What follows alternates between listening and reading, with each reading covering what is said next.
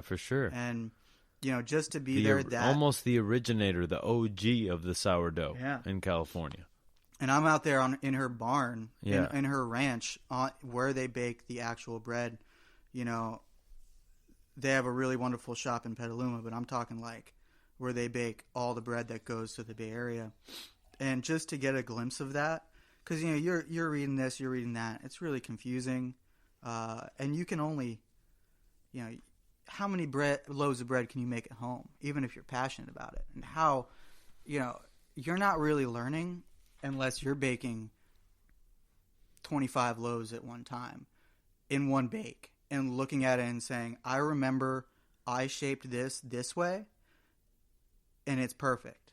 And I moved my hand the wrong way. I didn't really get a nice shape on that, and now it's all fucked up.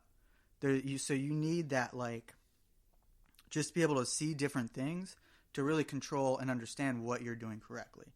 And I would have loved to continue doing it longer, but, this next role at the restaurant was, spoken about. Knocking at your door, baby. Knocking at the door, but I really needed, I cannot, the value of hands-on experience of just doing it day in and day out. I mean, we do, Monday through Thursday, we'd bake 1,000 loaves a day. Saturday, Sunday, we'd break 2,000, 2,500 loaves a day. And, to see that start to finish and the work that goes into it, like, it's incomparable, that knowledge. I remember you'd let me know, like, that you went there and they were like, hey, this bread sucks, Charlie. Like, why are you doing this? Yeah. Why are you mixing this bread like this? You're like, damn. Yeah. They should. It's the same deal with everything. It's like you do it exactly the way they tell you to do it. And it's just that process of being able to do that skill as well as they can. And it's hard. Like I said, any restaurant you go to, any job you go to, you always suck at the beginning. But it's literally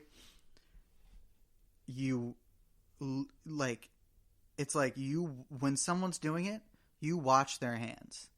And while they're doing it with their hands, you are imagining doing it with your hands, right? So you already have that feeling in your head. And then the next step is, okay, you're allowed to do a little bit of this with me. And then that way, you don't look like a complete asshole when you know what I'm saying? Yeah. You have you don't know how to do it at all. Yeah. So you have a little bit of thought into it. And then there, it's just practice and repetition. That was one of the things that I loved about Chef Jake. Because he would put his hands on you and show you how to move. Yeah. He'd be like, no, you move like this. You dance like this. Like, this is a dance, and this is how you do it, sir. Yeah. You know? That was... The molding there was great. So you went to Del Fattoria, you baked for this time, and then you go back to the restaurant. Now you're a special project sous chef. Yes. What is your first thought here? What are you working on? What do you even think this position is? So, in my head, this this position is focused on it's long-term projects, whether that be building relationships with local farmers, whether that be making misos that need to age for a year, whether that be making hot sauce that needs to age, vinegars, things that take a long time. I'm talking things that you need to keep up with. You either look at every day, you stir every day, you move every day, sometimes twice a day. Like these things that may not come to fruition for 6 months, but you're the guy that's got to baby them. You're the guy that's got to realize who has... seasonally working with these farmers, who has the best cherry, right, that you can find. One individual cherry that is the best. Specific varietal of cherry. And we're talking fruit varietals, which we're talking tree ripening fruit, like stone fruit specifically. You've got 2-3 weeks window, you know what I'm saying, where that's available a year. So you're trying to figure out, I need to find this variety of cherry. I need to find who grows it the best. And I need to figure out A to Z how I can preserve that to get through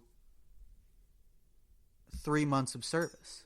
You know what I'm saying? Like, and that's complicated. You know what I'm saying? That's having the foresight to understand what a dish is going to look like when it's not even on the plate, when it's not even, hasn't even been R&D'd yet, and it's figuring, all right, each dish is going to have 3 cherries on it, right? Each dish is going to have 5 cherries on it, right? So multiply that up by 80 people a night. Yeah. Right? Multiply that by 3 months. All right. Minus, lower it down because some of them might be ugly. Okay, I need 80 pounds of cherries. I need 200 pounds of cherries. I need 400 pounds of cherries. Yeah, you need 383,000 each cherries. Yeah, how many pounds fit in a jar? Let's get these jars here. Like, we got to buy the jars. We have to realize how much. Are we going to preserve them in syrup? Are we going to preserve them in vinegar? Are we going to do a hybrid of the both? How is this going to look at? How, figuring out how much we're going to need. Trying to figure out when the fuck I am going to process all these things. Yeah. Because, what I'm saying? I'm working in this kitchen where service is going on, prep is going on. I can't just roll and take up half of the stovetop. The area. You know what I'm saying? I can't just be spreading out. Our walk-in was what?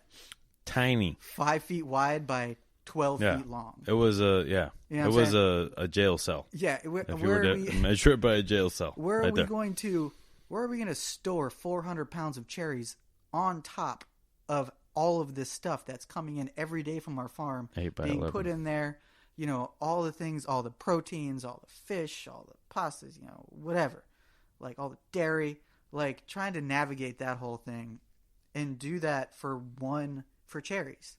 All right. And then we move on into, That's right. Not just after cherries are you done. Then we move on into plums. Then we move on into this. Then we move on to that. And sometimes a lot of this is going on at the same time, especially in the summertime.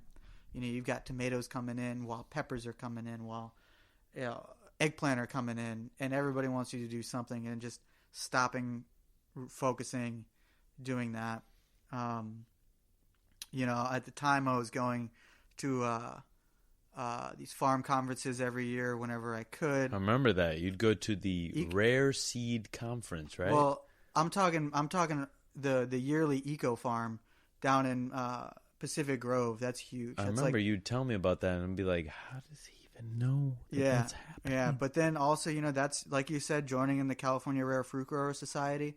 You know what I mean? A lot of these guys are small home people that a lot of these people are just some guy that's really into this weird fruit he only grows for flavor because the yield sucks, and he's got 5 trees in his backyard, and it's me coming up to him being like, hey dude, you want to sell me 3 of those 5 trees worth of fruit? And trying to negotiate that, see how that looks, and traveling up to Washington State and going to the Cascadia Grains Conference and coming back down and trying to figure out how that works in aspect of grain growing and how to do it in California. But at the same time, when you're up there, you're meeting all these great California wheat growers, and then coming down here and trying to work with them. You know what I mean? Trying to work with your farmer at your farm, trying to say to ourselves, does this make sense to grow on a large scale? Do we have an acre or so to spare on another project that we're starting up? Maybe we can grow wheat. You know what I mean? Grow spring wheat through the winter, a lot like they do down here. And just these big projects, and that's where it started. And then just trying to build this larder. It grew, man. So you basically went from preserving fruit and making pickles to making cool shit like misos, and kojis, and just amazing shit that takes days and effort throughout those days to make that shit happen. Like driving back to, living in Napa, driving back to St. Helena in the middle of the night without anybody knowing, so I can stir the koji. Exactly. You know what I'm saying? And then coming back all that because effort, you don't trust anybody else to do it. And then the effort behind, people not knowing what you're doing. Yeah. And those people going to that restaurant, eating from that plate, you know, and getting the information like, hey, this comes from this farm, but did you know that Charlie spent all night prepping this shit? Hell no. Hell no. But that's really what that's the beauty of it. Good is working with John, the CDC at the time, John Hong, fucking shout out to John Hong. Yeah, shout out to John Hong and Cat Hong. And Cat Hong, obviously Cat Hong as well. Especially, you know, and that's the whole other thing is when we opened Charter Oak, I was a big part of that as well, doing the same thing for the Charter Oak. But really going from, you can preserve cherries any day of the week, however you think it should be, but, you know, it ain't doing shit if it's not special enough to get on the menu. So, like, working with the chef on his idea on how to get this on the menu. You know what I'm saying? Like, making things so many times over, having him taste it. Because John Hong, best damn palate I've ever my life. Like, the flavors that he was picking up. Yeah. And I'm like, this man smokes cigarettes. How? This man smokes tobacco on a daily basis. How can you taste better? And I hope he quit by now, but goddamn. I'm sure he did. You know, because for a long time, you know, I smoked cigarettes when I was younger, and I was like, I need to quit this because it's going to fuck up my taste buds. Yeah.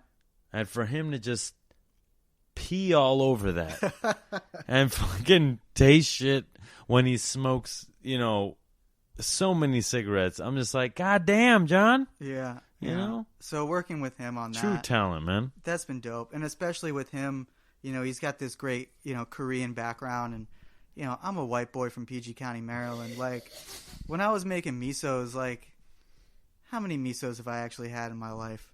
Not many.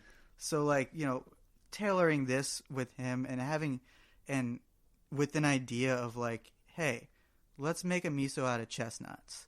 Let's fucking age this chestnut miso in these used whiskey barrels. And that's another part of these relationships I'm talking about, where you go out, you get this whiskey, you know, you talk to this guy who makes whiskey, and he's like, oh, dude, I'd love to be a part of that. I actually just dumped my whiskey out of this barrel yesterday. Hands me a barrel, smoky, smelling like whiskey, filling that with miso, aging that with an idea, like, and I'm talking that sat in that you know, that barrel for a year. So we planned on a menu item a year in advance. That's what's cool, man. You know That's what what I'm got saying? me about the restaurant, because it was like they're serving last year's peaches. Yeah. You know?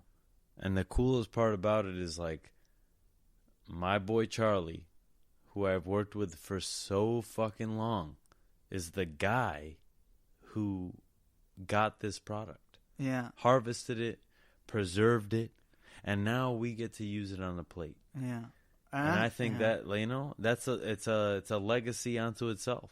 I From appreciate that thing, man. you know, from that thing being grown to you making the relationship with the guy who grew it, to then you harvesting it, bringing it to the restaurant, canning it or not, and us using it, was the best story that we could have ever told for any ingredient. No, it's, you know, I was definitely, you know, big shout out to Chris Costello, because that guy literally saw my abilities in one of his farmers. Like, when I was farming, and this is kind of like,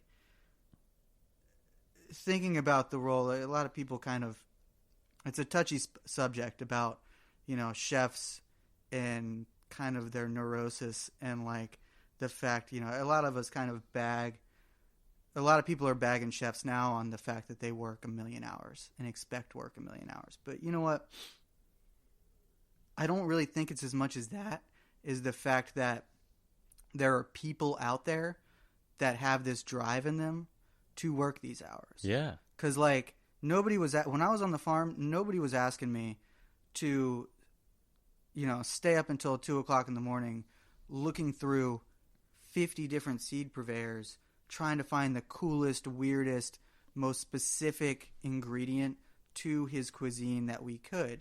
And this dude saw me putting in those hours. He saw me have passion, and he gave me the opportunity to believe in myself. He cultivated